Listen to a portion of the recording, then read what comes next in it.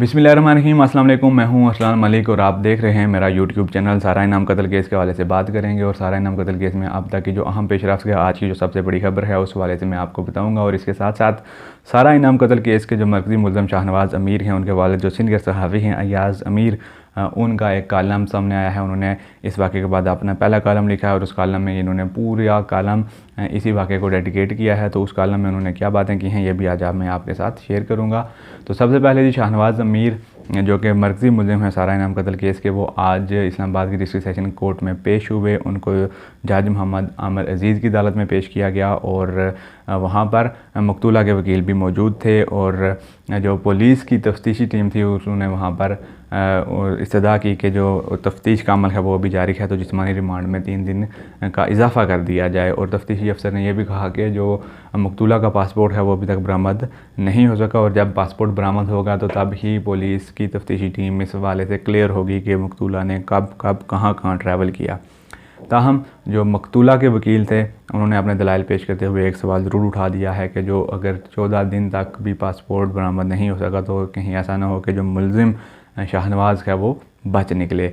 यहाँ से ये ज़ाहिर होता है कि जो मकतूला के वकील हैं उनको जो तफ्तीश का अमल है वो ज़रा स्लो महसूस हुआ है। वो चाहते हैं कि ये फ़ास्ट हो और इसमें तेज़ी लाई जा सके ताकि जल्द अज जल्द जो मकतूला है उसको इंसाफ मिल सके। ताहम पुलिस की जानब से इस्तदा की गई कि जो शाहनवाज़ अमीर हैं उनके जिस्मानी रिमांड में 3 दिन की तोसी दे दी जाए।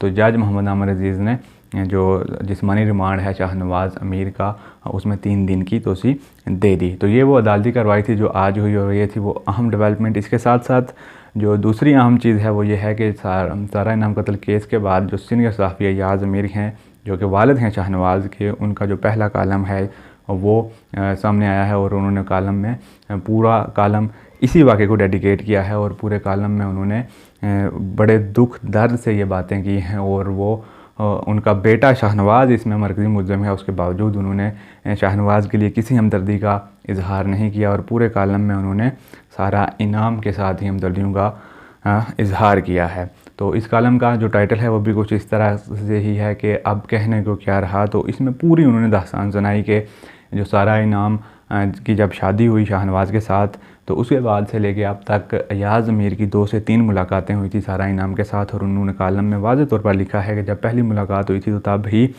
शाहनवाज़ को सारा के सामने बिठाकर मैंने कह दिया था कि तुम इसके काबिल नहीं हो, लेकिन तुम कोशिश करो कि तुम इसके काबिल हो जाओ। इसके साथ साथ अय्याज़ अमीर ने यह भी कहा कि सारा इनाम से उन्होंने ये भी पूछा था कि क्या तुम नहीं जानती इसके बारे में, कि तुम्हें क्या सारी कहानी पता है कि ये किस नेचर का इंसान है। तो सारा इनाम का कहना था जी कि मैं बिल्कुल जानती हूँ और उम्मीद है कि ये सब कुछ ठीक हो जाएगा। तो सारा इनाम से इनकी जो मुलाकातें हुई उन्होंने उन मुलाकातों में अय्याज़ अमीर बार बार उनको बताते रहे कि ये इंसान ठीक नहीं, ये नशे का आदी है, ये एक वेला इंसान है जो कुछ नहीं करता और तुम इतनी पढ़ी लिखी और इतनी काबिल लड़की हो तो तुमने इसके साथ शादी क्यों की, क्या तुम्हें पता नहीं था। तो सारा इनाम का हर बार यही कहना था कि वो सब जानती है लेकिन तुम सब कुछ ठीक हो जाएगा।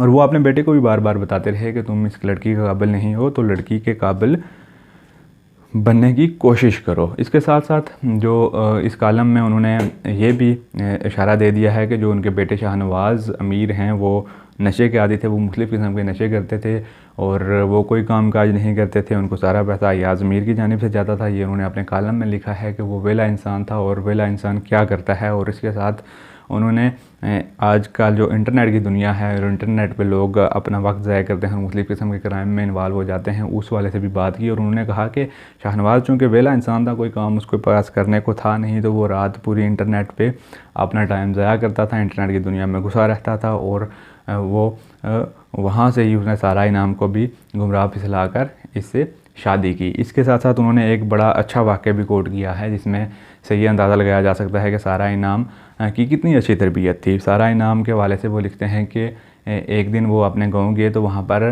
कुछ इमदादी सामान तकसीम हो रहा था। तो उन्होंने पूछा कि ये किसने भेजा है, क्या हुआ, कहाँ से आया पैसा ये। तो उनको बताया गया कि सारा इनाम ने बाहर से पैसे भेजे थे कि जो गरीब और मस्कीन लोग हैं उनमें राशन वगैरह तकसीम कर दिया जाए। तो सारा इनाम की इतनी अच्छी कफ़ालत हुई थी और अय्याज़ अमीर कहते हैं कि उन्होंने उस दिन फिर अपने बेटे को कहा था कि वो इतनी अच्छी लड़की है और तुम उसके काबिल नहीं हो। इसके साथ साथ इस पूरे केस के हवाले से कि ये शाहनवाज़ अमीर ने जो ये घिनौना काम किया, ऐसा क्यों हुआ, और वो इसमें अपने आप को भी कसूरवार गर्दानते हैं। अपने इस कॉलम में वो लिखते हैं कि वो उनकी जो ख़ुद की आदत थी वो भी कोई इतनी मिसाली नहीं रही। उनकी शादियां भी होती रहीं और टूटती रहीं, और जो शाहनवाज़ की वालदा हैं उनके साथ भी उनकी शादी टूट चुकी थी। और जब शादियां टूट जाती हैं, रिश्ते टूट जाते हैं, तो याज़ मीर साहब का कहना है कि फिर ऐसे वाक़यात, ऐसी तरबियत औलाद की हो जाती है, क्योंकि फिर वो औलाद को वालिदैन टाइम नहीं दे पाते।